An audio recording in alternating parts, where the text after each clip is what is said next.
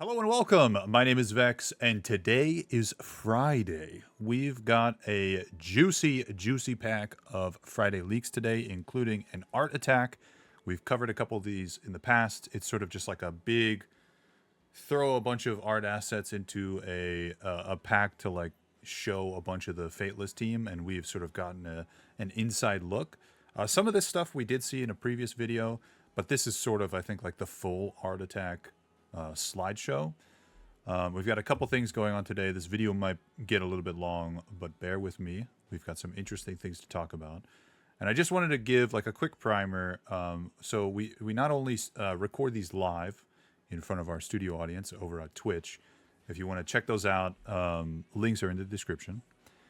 I wanted to talk about me for a little bit. Like I feel like sometimes when I'm recording these videos and I'm like, oh, some random person clicks the video and doesn't know who I am. Who's this random guy just sort of like grandstanding, criticizing the game. I'm definitely like somebody who's kind of harsh on the things that I enjoy. But I try to look at things through like a critical lens. I'm an esports coach as like my main like job. Like that's kind of what I do. I kind of like look at things and critically observe them. I've also been playing gacha games and hero collectors for years and years and years, so I've got experience with this type of game, and it's exciting to sort of be on the forefront of a game that is releasing, hopefully later this year, as we get to see new stuff come out, new information. We've got lore stuff later on in the video, and we've got buffs, debuffs, and there's another word for buffs and debuffs that they use, but I can't remember what it is.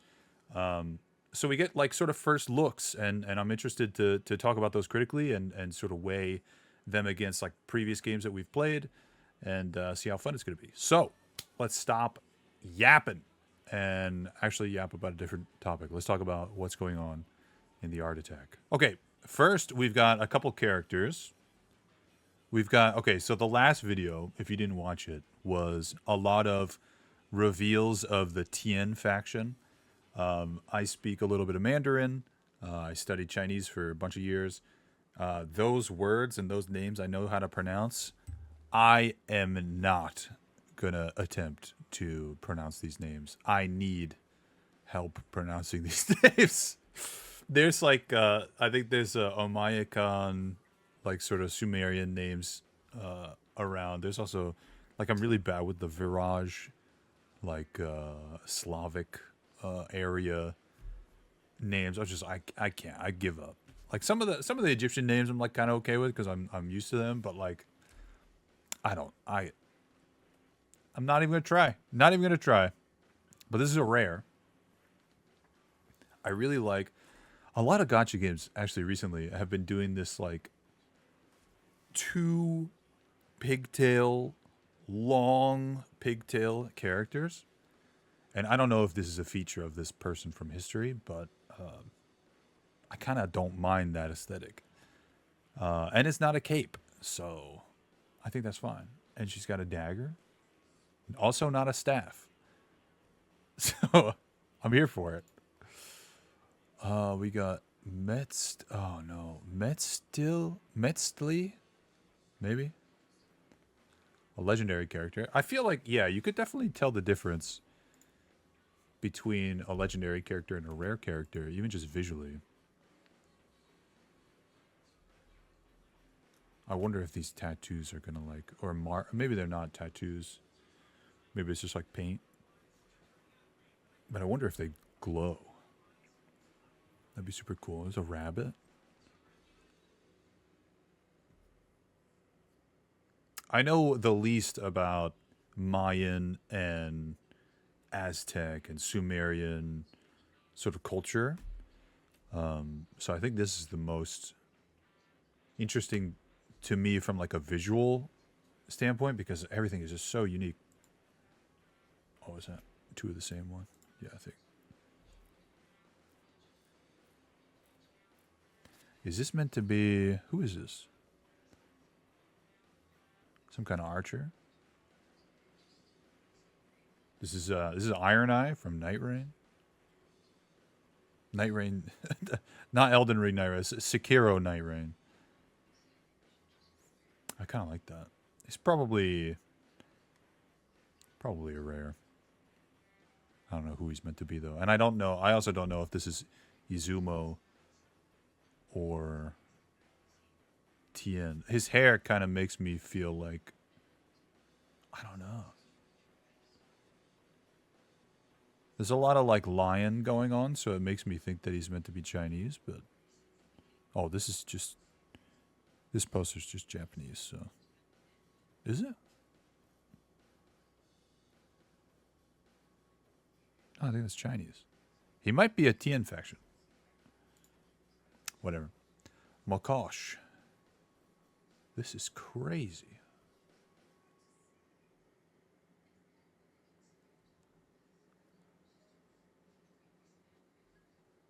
Oh, they've reused some assets. Roses from Persephone. Oh, like across the sort of neckline. And braids. It's kind of interesting they would reuse something as small as like braids of hair. But I guess save time wherever you can.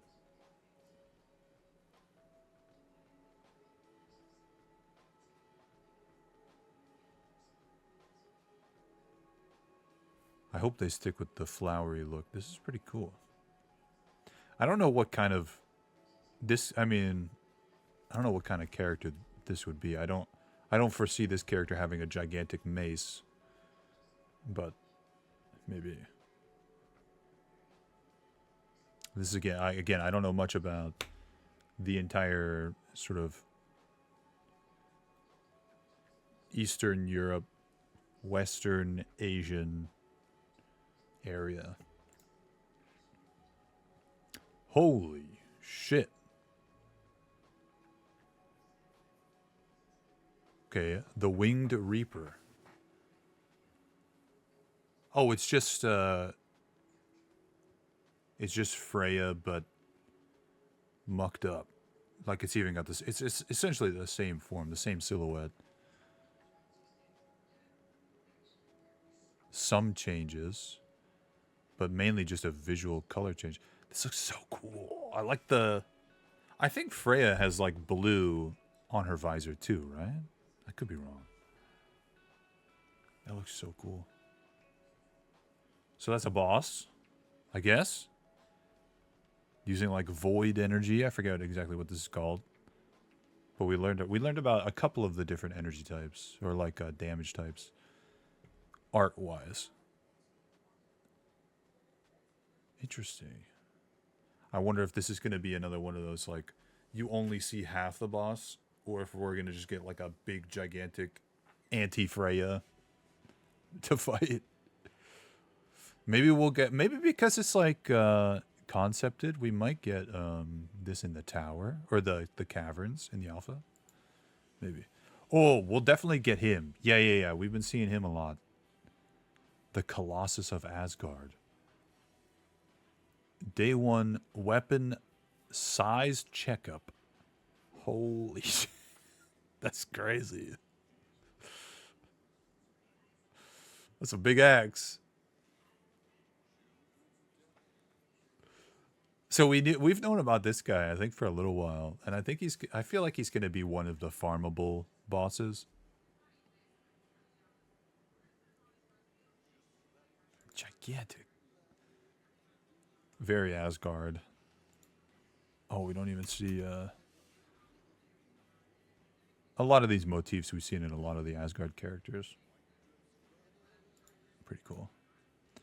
Banshee. This could be in like any faction, actually. Probably an uncommon or something.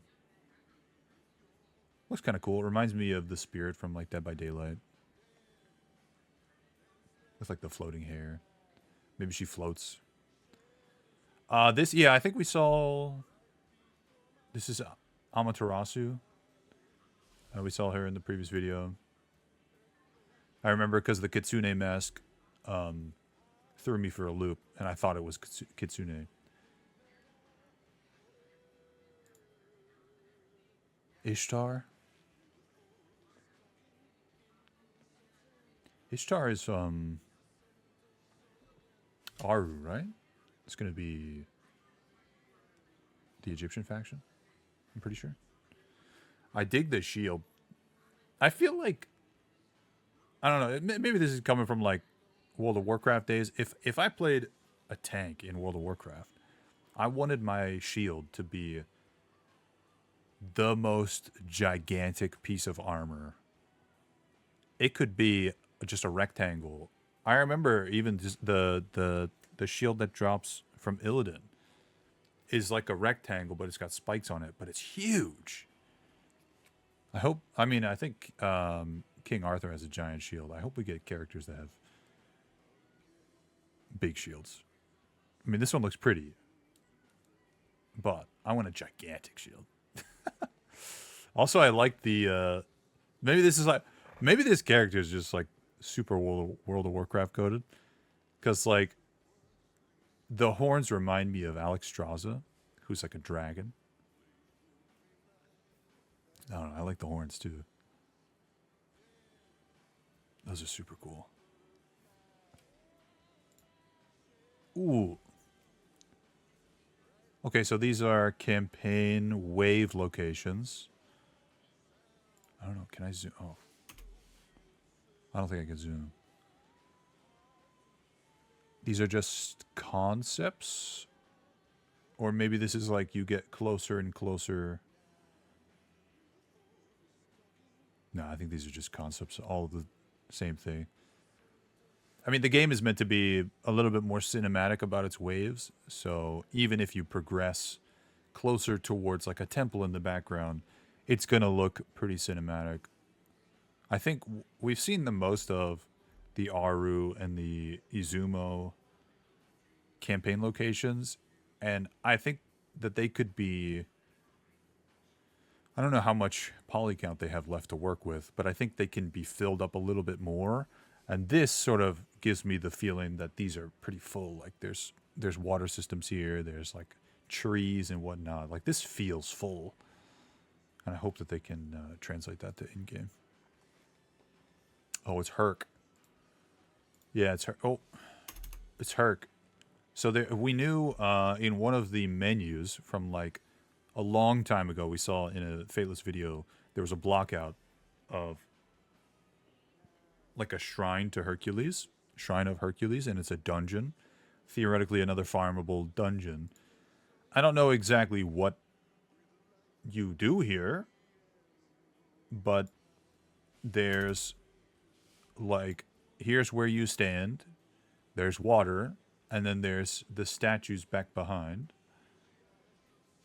Maybe a sea monster comes up and you fight it, or maybe you have to like deal damage to the statue and knock it down. Like I don't know exactly what is meant to go on here, but it's clearly like a set piece, which I think is super cool. I like the scale here. You really get to see the difference in the scale of the people versus the two different statues. He kills a Hydra. Yeah, I guess it could be, you know, like a trial of Hercules. Maybe that's what they are. And there's like different monsters that you got to fight. Like I think he did like a lion too, something like that. Oh, so I thought about this before. I thought about this maybe about a couple days ago. I'm not quite sure why we have 4 different types of summoning stones. It could be we're trying to keep on industry standard type of thing. It could be we just need a way to deliver commons and uncommons, which I've voiced my opinions on before, but we don't need to rehash that. But these look sick. I don't know. They remind me of dragon eggs, which I don't know if that's a good thing or a bad thing. Maybe they're meant to be a little bit more like gems, and you know we're forging them in the forge, so it could be like a metal inside of a rock that we're like hammering out and like, you know, getting the good stuff inside. I can see them being more gemish or mineralish, but to me they look like dragon eggs, and that's cool as heck. I don't know. I like dragons. And I kind of like, I mean, even the like mystery shard ones, the green ones that are going to be like the least valuable, even those look cool. Like I kind of hope, I don't know. I think the biggest thing I've been thinking about this. I've been thinking about this lately because raid's been on my mind. The blue ones. So in raid terms, right? There's green ones are the worst. Blue ones are the next worst. The purple ones are specifically for the purple like void characters, and we know there are 4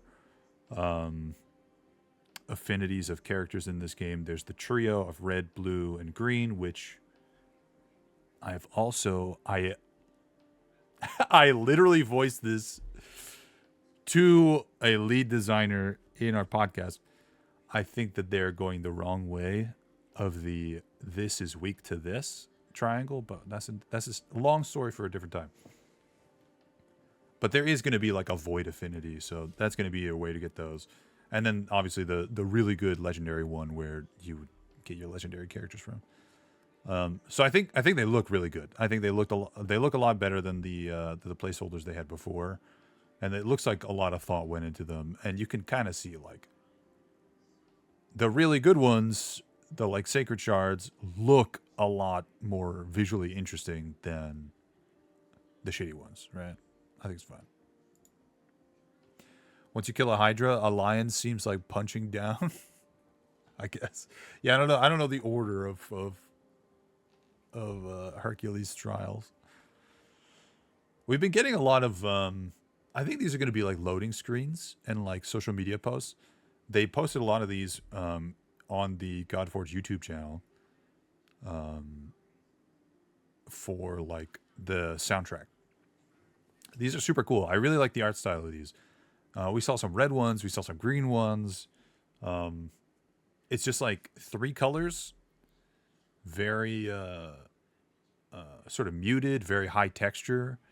Like this is... I love this. I love this. And we've got Drac. We've got some dragon. This is... We've seen him a million times. What's his name?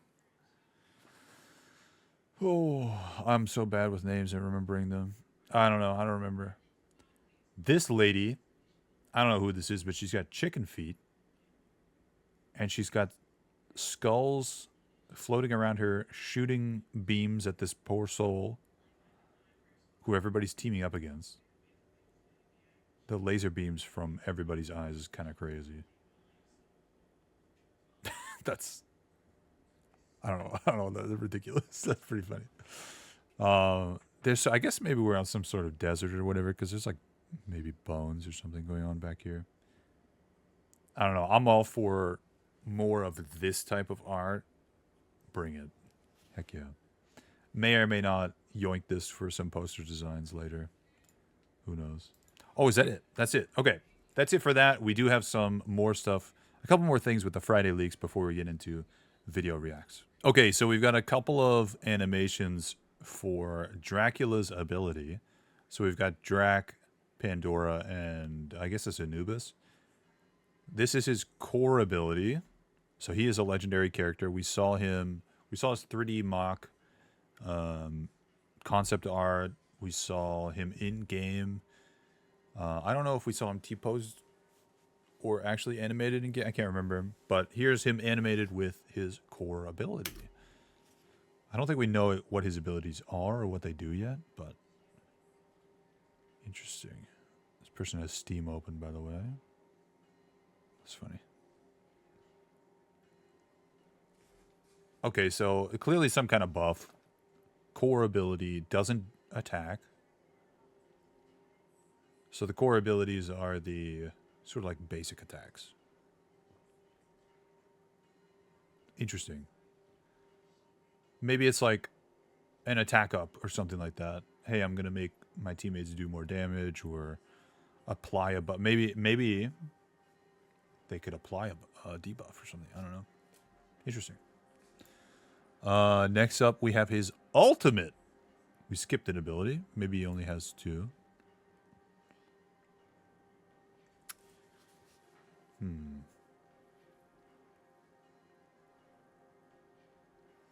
Alt. It says Wep Trail. Maybe. Maybe that's not an actual name. 1, 2, 3, 4 attacks. AoE. That's his ultimate. I don't know. I feel like maybe something else in his kit has to do with bats.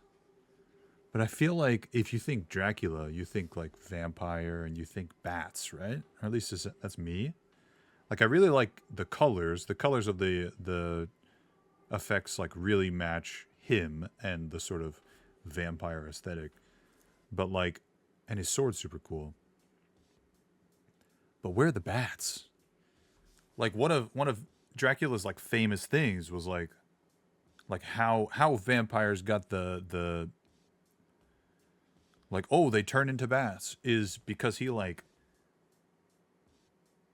fled from a battle in the direction of the setting sun and let loose a bunch of bats at his enemies over like a hill or something like that. So it looked like his armies like retreated, turned into bats, and then attacked them. Like I feel, I mean, maybe a bunch of bats is just way too difficult to animate, right? I don't know. We're missing the bats. But this might also be like, you know, I don't know, it could apply some kind of debuff or something. I guess this is a different angle. It looks like a lot of this is like a blood splash. So maybe he's adding stacks of bleed.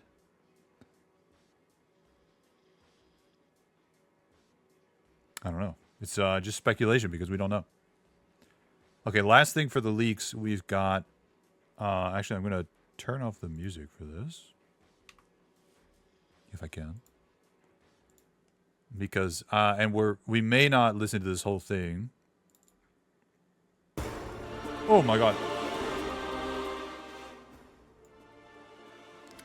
But this is Path to Duat. I hope it's not too loud.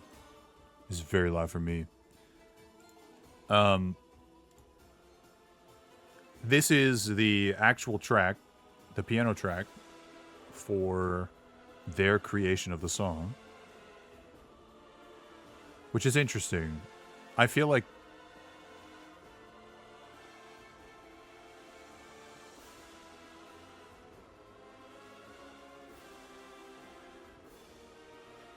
I don't know. I'm curious to know if...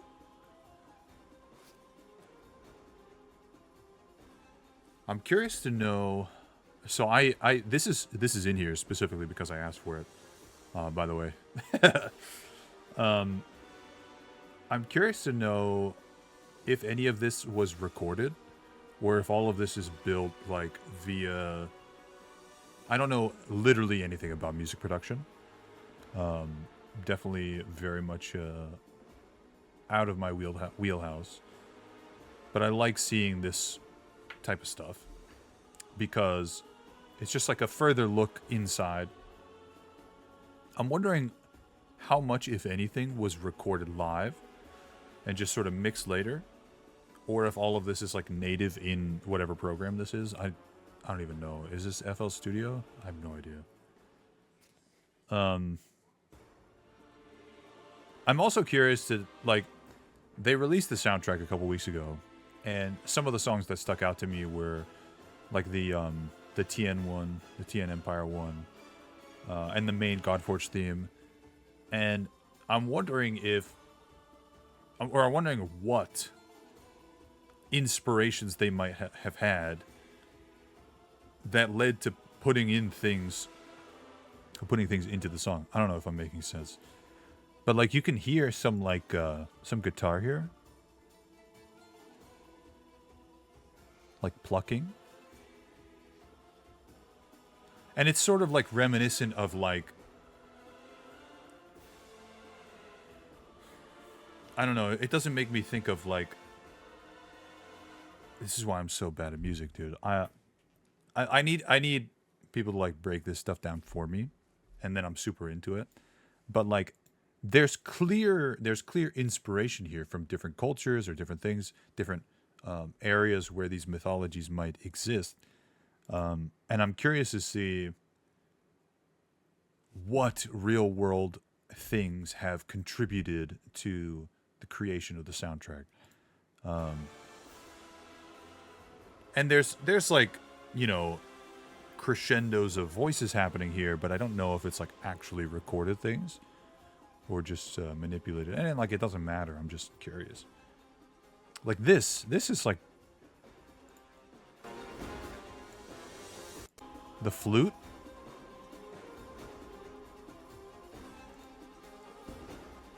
Like, I'm sure somebody who's a little bit more versed in music could like pinpoint an area or a culture that you know, these sounds are like more prominent in. And I don't know, it seems really good. I've listened to the entire soundtrack through. There's a couple songs that really stick out to me.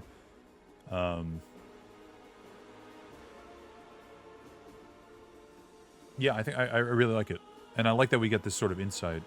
I'd also be curious to know from like the person or the group that put this together. I'd be curious to hear their thoughts on like the Easter eggs that they hid in this that sort of like give it a little bit more like body. Because I'm sure there are things in here that I'm just totally never gonna get. But they would, because they're the ones who made it, right? Like if I make a poster or like a piece of art, I'm gonna hide things in it that, like, you know, I think are cool that nobody else would like see or whatever, right? So I'd want to hear a little bit more about this stuff, about the inspiration and like sort of hidden things. I think this is a super good look, and I'm glad that they shared this with us. This is the sort of second part of this very long video. I'm gonna try to speed through this, but this is the video. Like, it came out this week. This is talking about the new buffs, or sorry, all of the buffs and debuffs coming in Godforge. Let's take a look. Hey guys, this is Simon from Fateless.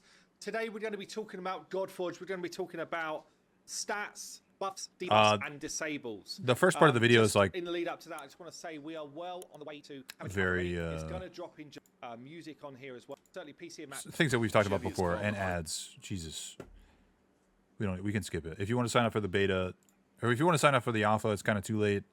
But there's a link for you can see here, I'm logging in on another PC. beta wave. It's basically been in the 20,000 people that probably. Let's get to the juice. See here, not alpha relevant. Godforge build is working. I'm able to get into the game. Basically, what we're doing right now is we're locking out any screens which are not alpha relevant, and we're just making sure that all of those screens are finished. And interesting. So we're not going to be able to summon. Is working. I'm able. I think so. Does that mean we're getting all of our heroes via drops in the caverns? To get into the game. Basically, what we're doing right now is we're locking out any screens which are not alpha relevant, and we're just making sure that all of those screens are finished and polished up and that type of stuff. So, to the game. I'm gonna keep. Basically, going what back. we're doing right now is we're locking out any screens which are not alpha I'm relevant. just looking at the screens. We're just making sure that all of those screens. Imprint. Collection, refine, imprint, deconstruct. Screens are finished and polished up and that type of stuff. Sorry. So all of this is being worked on. We've got the caverns in kind of like full flow, and they're working with, you know, sort of. We just saw the green shard. Wait. We get these, but we can't use them in the forge. Different challenges that we're going to be putting in for different stars. All of that's work in progress, and different kind of like reward drops. Godsteel Olympus Legendary. Godsteel Olympus Epic. I don't know what that is. Maybe like a faction-specific currency? Are existing in the different stages that we can work through. So all of this is kind of functional. Things like energy and those type of resources all function and are accurate. So we're working our way through screen by screen, but we want to make sure that we get the outfit in a really, really great place for you guys so that it fits. Oh, is that the old lady? Is that the old lady with the laser eye skulls? Feels good, and you get a true representation of what we want you to experience with the game. So that when we're getting feedback, it's not just kind of like, oh, this feels sluggish. It's actually really interesting feedback that we can work on. But in this video, I just want to try and tee you guys up for different areas of the game. So things like the stats, what do they mean? Things like buffs, debuffs, and disables, what do they mean? So if I take more disable, here, that's it. We have 3 types of main, kind of like core, I guess, actives or supporting ability types. So anything written in red within an ability. Attack an enemy, 50% chance to place corrupt. Is going to be a debuff. Okay, so anything red is a debuff. Oh, I misspoke before. Core is not the basic ability. I thought it was the basic ability. Debuff. You can see this one is corrupt. We're going to go into what they all mean. I like that. It's like a rotten apple. In a second. Or like a poison apple. And this is on his basic ability. Every hero has a basic, a core, an ultimate, and then a passive ability. So his basic here has got a debuff on it. His Spiteful Coup. Place accuracy up on this hero for 2 turns. Then can place a confuse. core has actually got a buff on it, which is blue. And then it's also got a disable on it, which is this purple color. I think disable is like their hard CC. Okay, so in this particular one, we got a confuse as a disable. And again, I'll tell you what that means in a second. So let's quickly talk about how you can gain an. Did we know about Anubis's ultimate?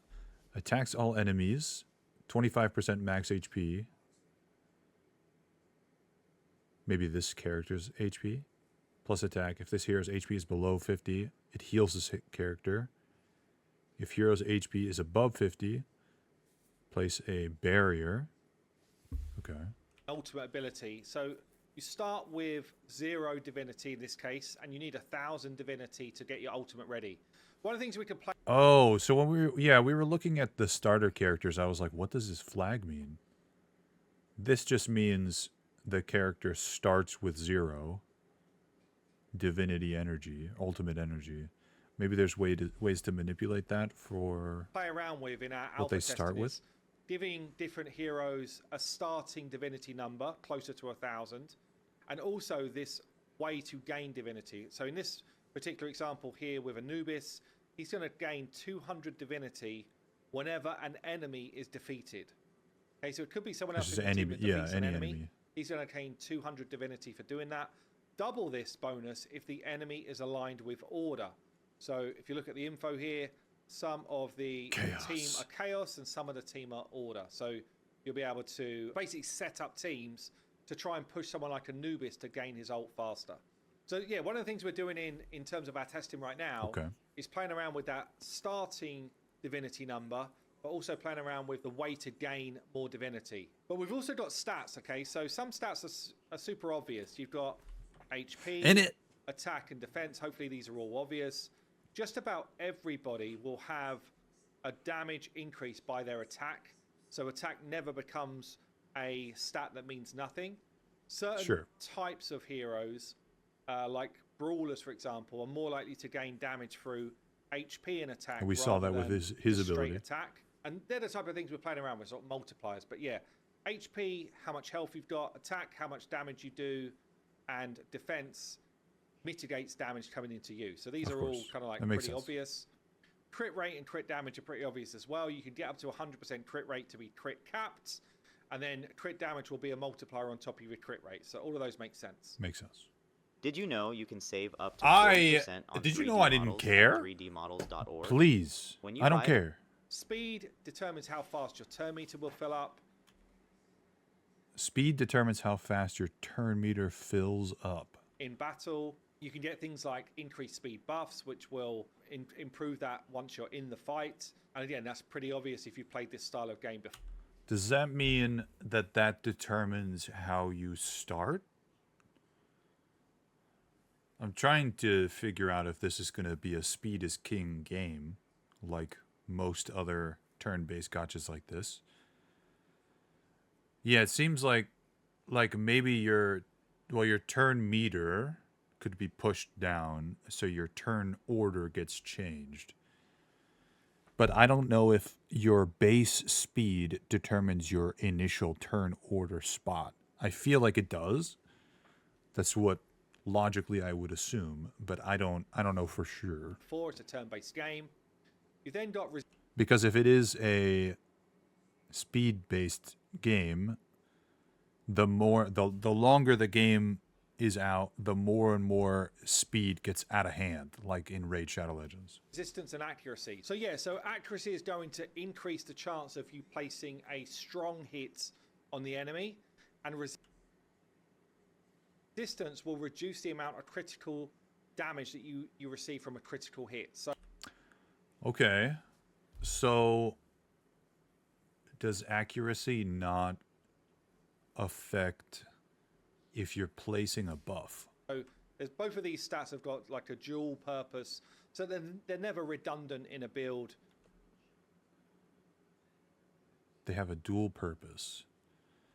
One purpose for accuracy is placing a strong hit. I'm assuming the other one is placing a buff or debuff. Or placing a debuff. Maybe I'm thinking too hard about it. I don't know. If you're just kind of like gaining additional stats, or if you've got people boosting things like... Yeah, I agree now. I agree. And then finally, initiative here. Initiative. And it... Called it. Initiative is a way to boost your speed of getting your ultimate ability. So it boosts your divinity fill rate. Okay. So in a similar way to speed boost your turn meter tick, initiative will boost your divinity meter tick. So it's energy regen. Per turn, you will gain divinity through your initiative, but then also your initiative will be a multiplier on your ability to gain your ult. So here where we gain 200 divinity whenever an enemy is defeated, it'll be like 290 if I boost or my whatever. initiative, I will actually get a multiplier on this number, so I can make this number greater as That should be shown in the details screen. well. So if you're really trying to push somebody's ultimate in a build, you could go super high initiative and get the ult really fast. I kind of like that. And there will be other ways to boost things like initial ultimate ability. Things like weapons will have passives on them, will help you do that. And they'll also have stats to help you build these out. So hopefully that gives a pretty decent overview of stats. Let's talk about that makes sense. I was very confused about that. Debuffs and disables. So let's talk about the different status effects. Here we go. We're going to run the way through this. Henry's pulled this together for us because it's not in game just yet as a screen, but we've got some pretty obvious stuff. So things like accuracy up, accuracy down. Those pretty make obvious. sense. It's going to boost your I like that the visuals sort of upgrade as you go. There are 3 different ranks to both of those. We have got, I guess I'll go down buffs first. We've got attack up, increases your attack in battle.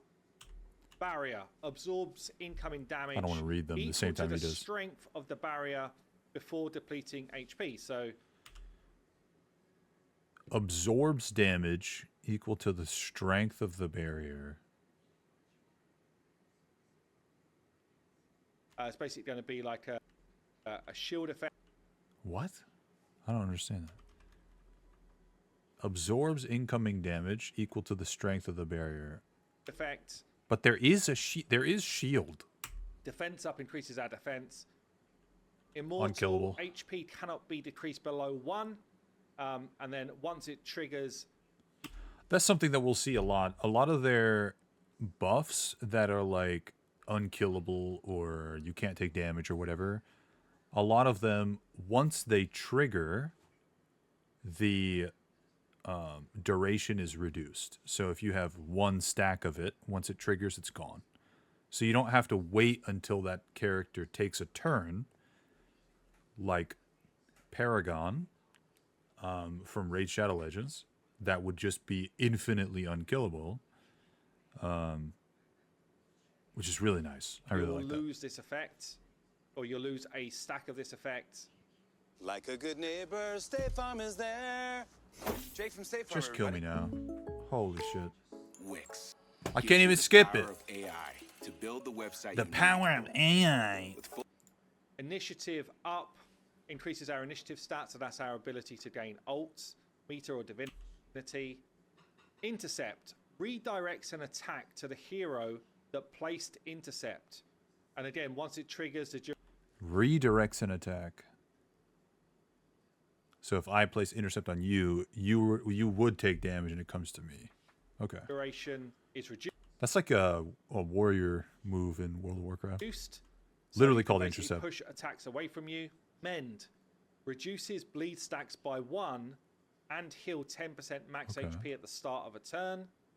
Heal over time. Phoenix instantly revive upon death with 100% turn meter and HP. It's pretty damn insane, actually. That one might need looking at. Protect. Ally who places buff takes damage for someone instead. So basically protecting one of your teammates. Radiance reduces and reflects a percentage of attack damage Reduces and reflects damage. received. This is just reflecting. Reflect the next non-resisted debuff received.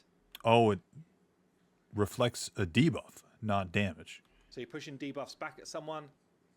Resistance up just increases your resistance stat. Retaliate, counterattack enemy attackers when hit.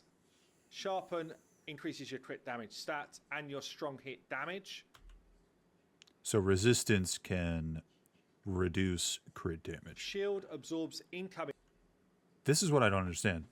damage equal to the strength of the shield before depleting. Shields cannot. Shield can't stack, but barrier can. They both absorb damage equal to the strength of the shield or barrier. Barriers can be stacked, shields cannot. Maybe one comes from like a different source. Maybe like characters place shields and armor sets place barriers or something, or like the other way. Stack all be increased. So we've got speed up, which is pretty obvious. Stalwart, immune to disables. So we'll talk about disables. So duration is reduced when receiving a disable. So let's say someone tries to put a sleep on you or something, it will just remove a stack of stalwart from you. That's pretty Banish, nice. you cannot be targeted. And then ward, immune to attack damage. I remember in Hearthstone, you could vanish, so you can't be directly targeted. You could vanish on a taunt character, which meant, so taunt meant you had to target that. You couldn't attack anything else. But if you put vanish on it, you couldn't target that. So you had nothing to attack, so you had to pass your turn. They patched that out 6 months after the game came out. But I wonder if there's some cheesy cheese we could get away with there. Duration reduced when triggered. Okay, so pretty strong ones in there. We've then got the debuffs. So accuracy down is pretty obvious. Acid. This is interesting. It disables armor sets and deals 5% max HP damage at the start of a turn. Deals double damage to shields and barriers. So I think it was God, I'm so bad with names. There was Lady Zoc, Guan Yin. Who was the third? Ramses. I think Ramses A3 or A3 was an AoE. Maybe it wasn't his ultimate. I can't remember. Places acid, and we weren't sure what acid was going to be. People were thinking, oh, it's maybe a poison. Disabling armor sets is kind of interesting. So basically, deals double damage to shields and barriers. this is a way to disable sets that are annoying or basically like locking you out. Get rid of stone skin. Something. Ether burn increases the target's chance to weak hit and reduces divinity by a percentage depending on the level. Interesting. Reduces divinity. Like overall or on all gain. heroes of the team. Attack down, pretty obvious. Reduces their attack. Banish. This one's not on many heroes because it's crazy. Enemies that die with this debuff or is placed before death cannot be revived whilst this is on. When a revive occurs, the duration of this debuff is reduced. There's There's a block revive as well, So right? basically, somebody's dead on the floor. Pizza Hut is about to hook you up with more of what you love. Why Because is there when you so order any many pizza, ads in we'll this hook you up video? If they're banished, Holy God. then if you try and revive them, what it's going to do is tick down a stack of banish before you're then able to revive them. Yes, I do want pizza. Blaze. This is basically a burn effect, so deals damage equal to 6% enemy HP. enemy max HP All heroes? Is this a AoE? on all heroes of the team. Whoa. Bleed. This is a stackable thing, so damages an enemy for 1% of their max HP each turn, stacks up to 10. Interesting. Up to 10. I'm thinking maybe Dracula does like 4 stacks with his ult. Maybe one of his other abilities adds like a certain amount of bleed stacks. That seems like the poison of this game. Block revive. Enemies that die with this cannot be revived. Yeah, I feel like block revive is a little bit better than banish. Enemies that die with this debuff cannot be revived while this is on. When a revive occurs, the duration of this is reduced. So eventually the enemy can respawn. Blaze. But block revive is just a better version of that. Enemies that die with the debuff can't be revived. Damages an enemy for hit and critical max HP of an enemy each turn. Permadeath versus a eventual chance to revive. Yeah. Maybe there's just something I'm not understanding about banish. Because it says, or if this is placed before death. I don't know what or if this is placed before death means. Because that is the same. It means the same as they die with the debuff. I don't know what the goal here is. Like this seems like a worse block revive that's better for the team you're using it against. Like if my DPS dies with this and I have 2 revivers, I use 1 revive and banish is used up. And now my character can be revived. So then I use my second revive. And now he's up. There are probably on death triggered abilities. If this is placed before death. Oh, you're saying like...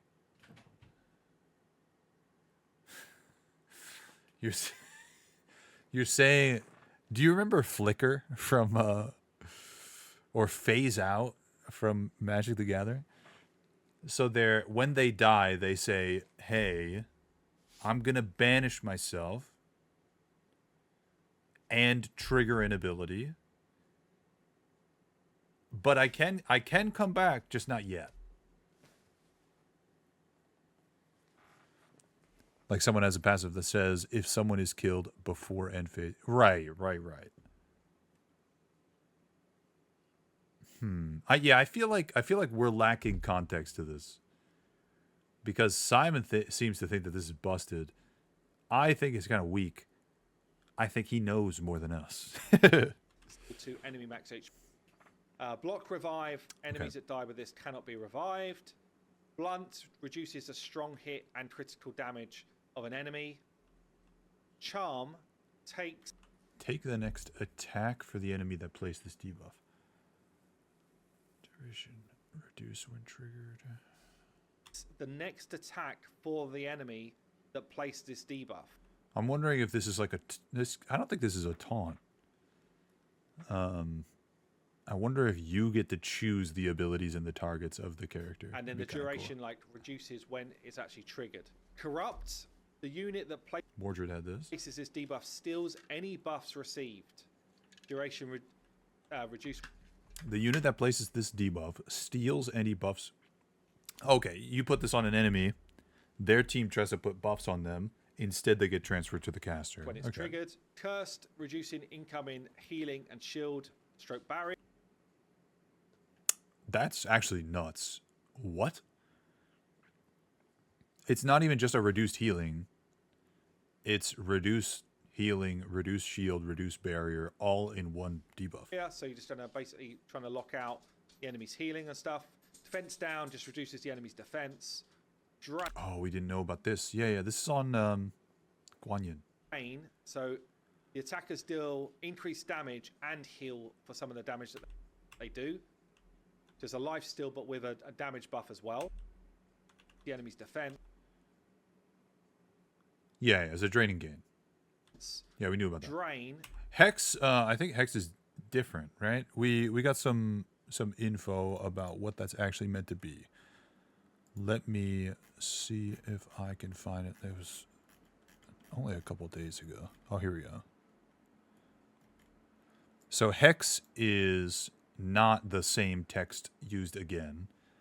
It is allies also take, it has 3 levels, 5, 10, 15% of damage received. This is halved for AoE damage. So if I put Hex on you and I deal damage to you, your allies also take 15% of that damage. But it's the damage that they take is greater if it's a single target attack versus a AoE. Okay. So the attackers deal increased damage and heal for some of the damage that they do. There's a life steal, but with a damage buff as well. Hex. Oh, I've got a typo on this page here for Hex. Hex is actually meant to be allies also take 5, 10, or 15% of damage received. This is halved for AoE damage. Okay, initiative down decreases initiative stats. Makes sense. We've then got lock core abilities. So basically, your Lock cores everything. not Lock passive? Maybe that kind of might pair up with going to be able to be used. Lock passive Vanishing. abilities. lock someone's ultimate. Get wrecked. Ultimate abilities. All pretty obvious, but very, very damaging. Bear in mind, you're building these things up. It means you got to know. I mean, it could be an AoE thing, but you got to know who to target with that thing. We've got resistance down, decreases resistance. Speed down, decreases speed. Terrify increases your divinity cost by 50%. Interesting. So that might just delay it by a turn.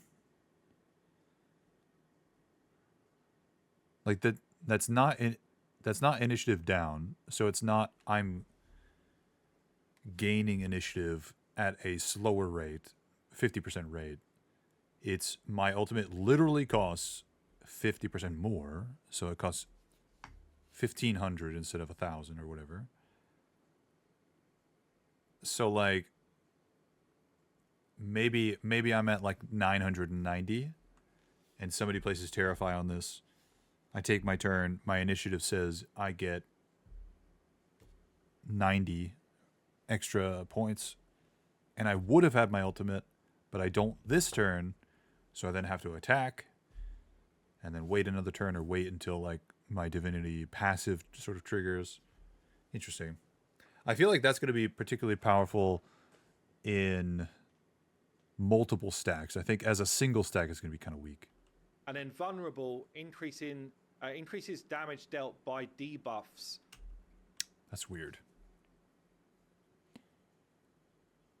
Oh, you could okay. So that's like how we're going to deal the most amount of damage to things is like you vulnerable a boss and then put a bunch of bleed stacks on them, put burn stats on the stacks on them, a bunch of enemy max HP type stuff. By Stack 20, vulnerable 40, on bosses. And 60%. Okay, let's just have a look at disables then to finish this off. Do any not make sense, I guess, for what we're trying to do with the game? Or Yes, is there any way- I really need a clarity difference between banish and block revive. Like, damn, that Please. sounds really interesting. Like I get the difference, but I don't get the difference. Okay, confuse. So these are disables. Basically, it's a way of locking out enemies or making them less effective than they should be. So confuse. This I really, really like. I'm all for confusion type mechanics. This unit attacks a random ally with its basic ability, but doing reduced damage. So if you confuse a bunch of the enemies, they're going to attack their own team. That's pretty fun. Despair. skips the next turn, cannot receive positive buffs or effects. Duration is reduced when an attempt to put a buff or something on. So, okay, so you could clear it up. Somebody puts a despair on you, which will skip your turn, and you're like, oh shit, I don't want my turn to get skipped. Let me put a buff on my guy, and it just gets rid of despair. let's say you've got 2 stacks of despair. You could have someone who does 3 buffs for your team. The third buff would get on, but the duration would be reduced by the first 2 buffs. Freeze. Skips next turn. Incoming turn meter fill effects. We've talked about this before on stream. Freeze mechanics. Ugh. They're my least Are favorite. also reduced. Morph. Oh, this one's also different. This is... They've specifically not chosen a particular animal. Morph says transforms the hero, so the target, into a creature, either a wolf, a bear, or a frog. Heroes retain their stats, but only have one ability. And from what we've understood, so they're not sheep. They're not turning you into a sheep. But from what is understood, your animal will have an animal-specific ability, and certain characters, it could even be like, healers are turned into frogs, and tanks are turned into bears, and DPS is turned into wolves. Depending on your character, it will shift you into that animal. That's interesting. Increases hero's battle attack stat by 20, Yeah, this didn't 40, really make or sense. 60%. We were talking about this in the Discord. This was just wrong. Then, Petrified skips the next turn. Divinity effects are reduced. Oh, sure. Sleep skips the next turn. Incoming damage from attacks is increased, and the duration reduces when you're attacked. Okay, so you could sleep somebody just to get some extra damage on them. Stun just skips the next turn, and Taunt attacks the unit that placed this disable with a basic ability, but doing reduced damage. Okay, so Taunt is with a basic ability. Oh man, what was the question I had before about a debuff? Oh man, I can't remember.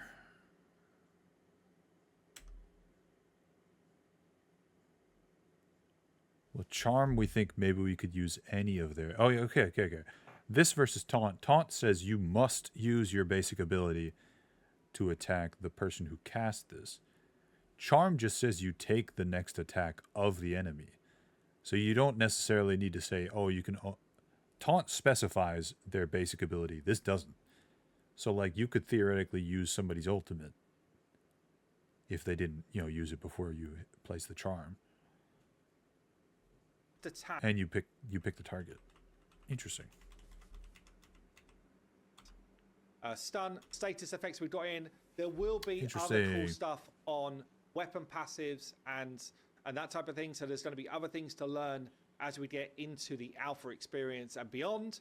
But yeah, that's going to be it for today. I've been Simon from Fateless, and I'll see you in the next one. Okay, we are going to take a look at one more thing, but I just want to say I was very... I've been sort of foaming at the mouth when it comes to, like, stats. Like, I wanted a breakdown on stats. I needed to know what in it meant. And it's just energy regen, which totally makes sense. I like the amount of buffs and debuffs and disables there are. It sort of gives, like, breadth to characters. Like, there's going to be some niches that certain characters fill. But I think there's just, like, a good sort of diversity. And I do like that there are different tiers, because it means that, hey, you might not have the legendary that has the 3rd tier, but you might have an epic that can kind of get the job done and do, like, kind of the same thing, just a little bit weaker, which sort of keeps rares and epics, along. Or maybe, like, as you upgrade a skill, maybe that becomes a little bit more better. that like debuff or whatever gets better. I don't know. All right, I do want to gloss over the latest podcast where we're talking about lore. because I am a lore nut. So let's get into that. Okay, so lastly, if you've made it this far in the video, I appreciate you, and I hope that 2x button is keeping holding strong. Quickly, I want to talk about just a couple of things that popped up in this week's podcast. This is a episode with Dan, who is a fellow content creator. He's been doing a lot of like lore related, like sort of like IRL lore of characters that are going to make it into Godforge. He's like a pretty big AFK Journey creator, so he's like really big in the sort of gacha space. But this was a talk with Aaron, who I guess is there. He's been on the podcast a couple times. He's their like creative and narrative director at Fateless.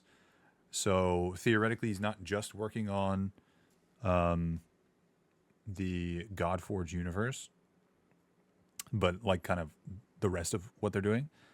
And I wanted to talk. I just want to talk quickly about some of the stuff. They said that the cutscenes in the games Some companies think hens are just chickens. They're just chickens. Cutscenes are chickens. Oh my god. I think I'm gonna go crazy. They talked about cutscenes for a little bit, and how, like, because for the past couple months we've really been sort of inundated with the thought that the game is going to have it's going to have in-game cutscenes, it's going to have parallax cutscenes, and they sort of just like put it to rest, like, hey, you're going to be able to rewatch these types of things. That's not really what I wanted to talk about.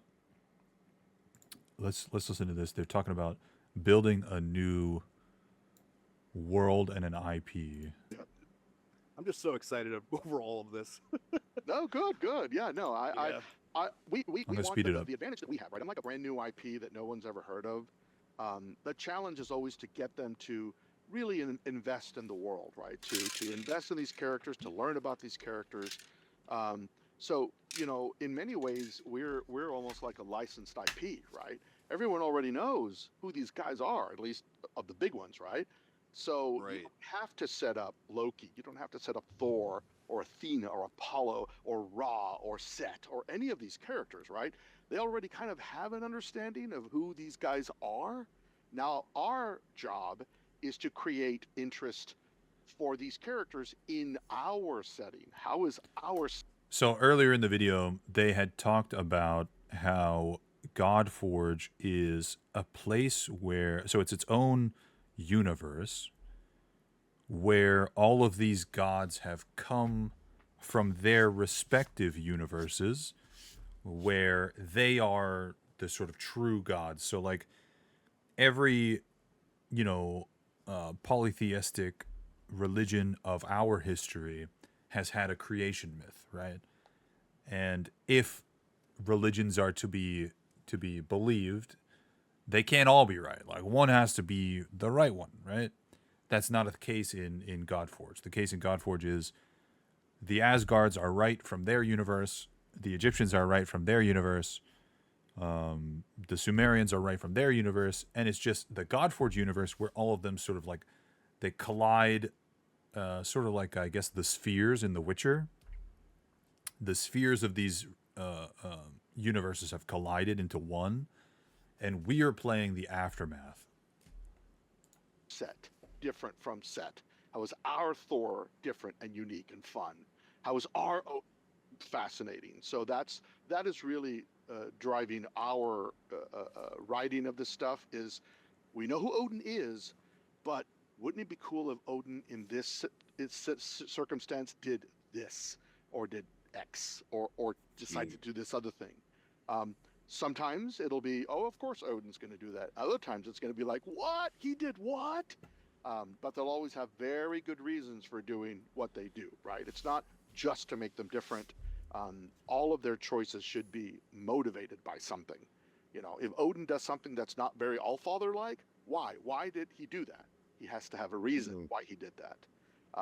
And so we want to be careful that when somebody does act out of character, we always even if it's later, we give you the context that you can go, we understand why Athena did that, right? Rather than, why did she do that? That's not. I feel like, I don't know, while I was watching this through, and this is maybe a little bit off topic, I felt like maybe there were some cuts of a conversation that maybe we weren't allowed to know.